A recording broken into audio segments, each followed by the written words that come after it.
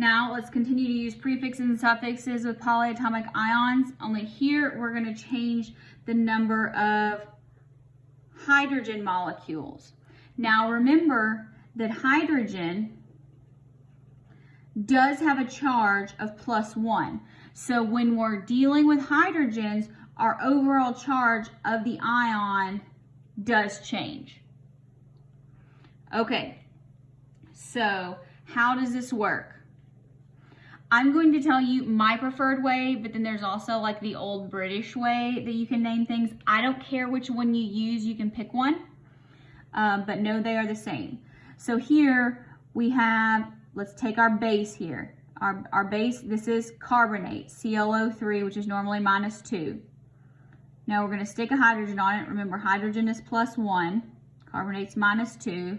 Our overall charge then is -1. That's how you can kind of figure that out if you need to. So you just say hydrogen,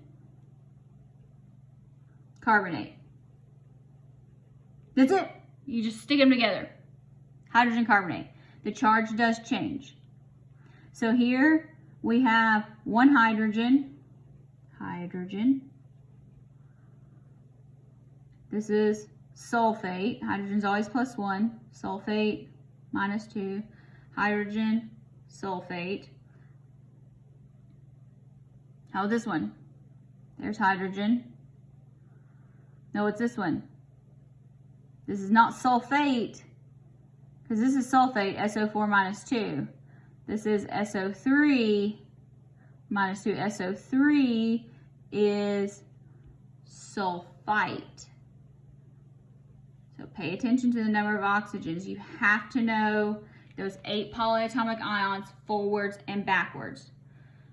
You have to remember the charges too. So every time you see carbonate, you say CO3 -2.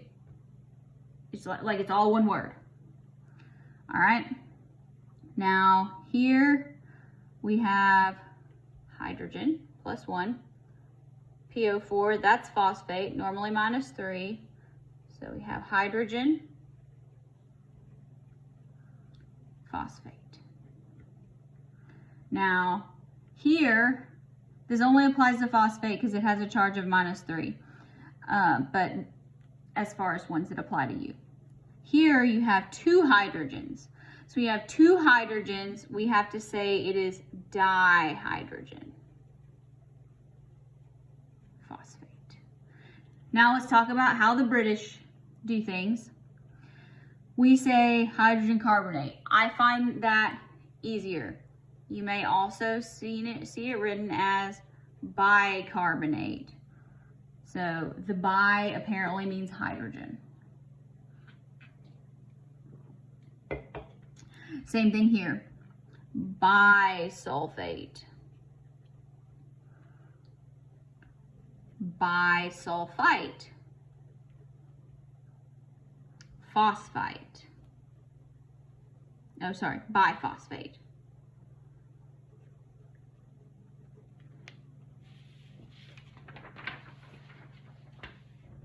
Fortunately, they don't have one for this one. Now, when we name any compound using a polyatomic ion, we still write the cation and the anion, and then we're going to balance the charges. We are going to use parentheses to enclose our polyatomic ion if we need more than one of our polyatomic ions. We're going to put the whole thing in parentheses, and then we're going to write our subscript on the outside of the parentheses to the right if you need one. Now, when you start doing these, it's probably a good habit just to put parentheses on around your entire polyatomic ion. So let's write these. So we have barium hydroxide. Make flashcards and learn these.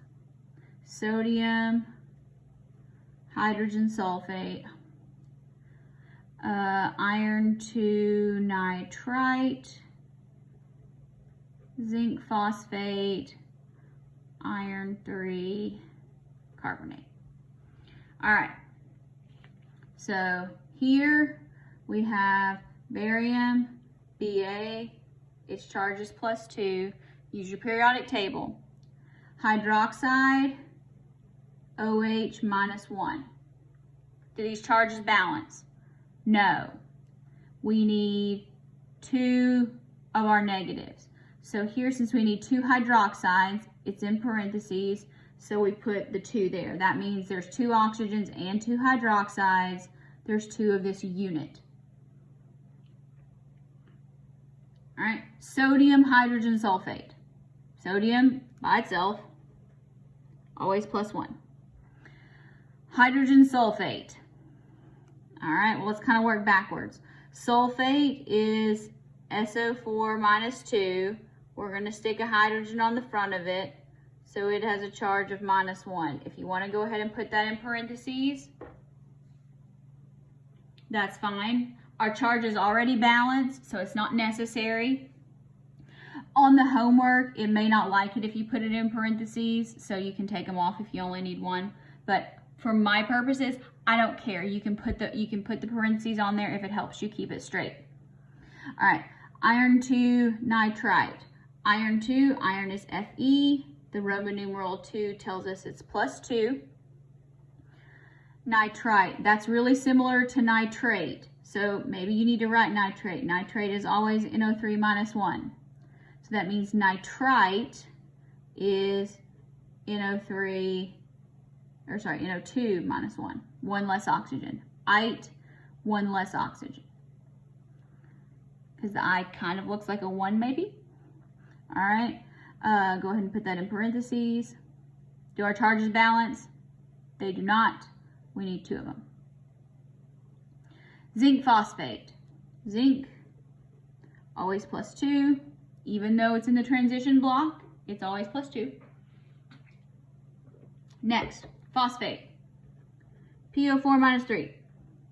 Do these balance? No, they do not. So let's go ahead and put that in parentheses. How many zincs do we need? 3. How many phosphates do we need? 2. Iron 3 carbonate. Fe +3. Carbonate, CO3 -2.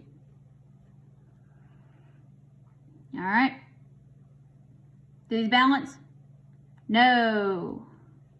We need 2 irons, 3 carbonates. Now let's go the other way. Here's our formulas, and we need to write the names. So, name our cation first. This is sodium. Can sodium have a variable charge? Do we need parentheses? No. CO3. What's that?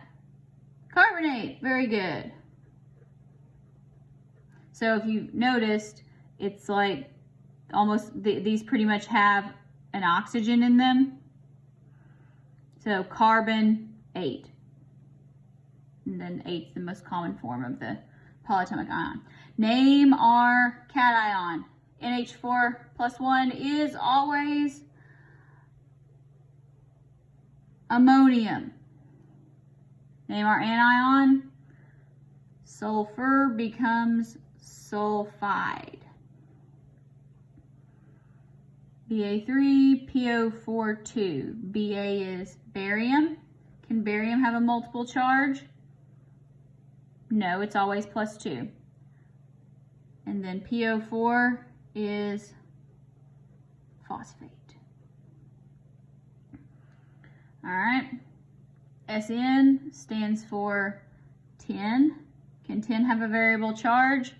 Yes, it can. Open parentheses. We got to do some work. All right, what's this one? It's not nitrate, but it's close to nitrate, because nitrate is NO3 -1, so we have 1 less oxygen, so it's still -1. So this is going to be nitrite, so we'll come back to that. But so this is nitrate. If you're just figuring out charges, this is the nitrate family, so those always have a charge of -1. There's 2 of them, so tin has to have a charge of +2. So we need Roman numeral 2 that tells us tin has a charge of +2. and then this is nitrite. All right, this is your review. Pause the video, give it a try. You can do this. I'm going to name these. Zinc acetate, magnesium phosphate, ammonium chloride, and sodium hydrogen carbonate, or if you write sodium bicarbonate.